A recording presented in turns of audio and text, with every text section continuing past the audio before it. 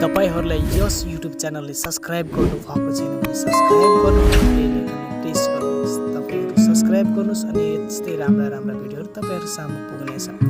आज तपाईहरुलाई हामी सिकाउने हौ खाना कसरी पकाउने। खाना भने त्यसमा सब्जी सबभन्दा मिठो र स्वादिष्ट हुन्छ।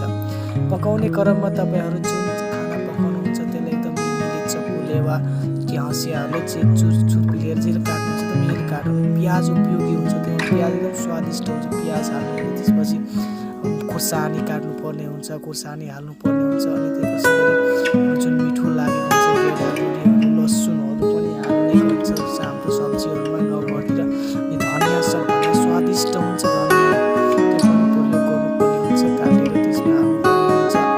गेडागुडी साग सब्जी जस्तै राई सागहरु हाल्नुहुन्छ, यति त्यस्तो कस्तो मिठो हुन्छ। राई साग हालेपछि सब्जी कस्तो मिठो हुन्छ त्यो हाल्नुपर्ने हुन्छ। यहाँ पनिरको तरकारी बनाइरहेको छु हामीले। अब पनिरको बारेमा हेर्नुस्, पनिरलाई कसरी काट्नुपर्छ भिडियो तपाईँहरूको सामुमा हेराइराखेकै छु। पनिरको तरकारी बनाउने तरिकाहरू पनिरहरू पिज्जाबाट एकदम राम्रोसँग काट्ने हो, चक्कुले खचाखच काट्ने हो। क्या स्वादिष्ट हुन्छ, त्यति स्वादिष्ट भयो त्यति खाना खानु रुचिन्छ क्या। भात अब आलुहरू अन्डाहरू उसिनेर हाल्नु पर्ने, यस्तो पानी उमाल्नु अनि त्यसमा अन्डाहरू उसिनिनु पर्ने हालिदिनु।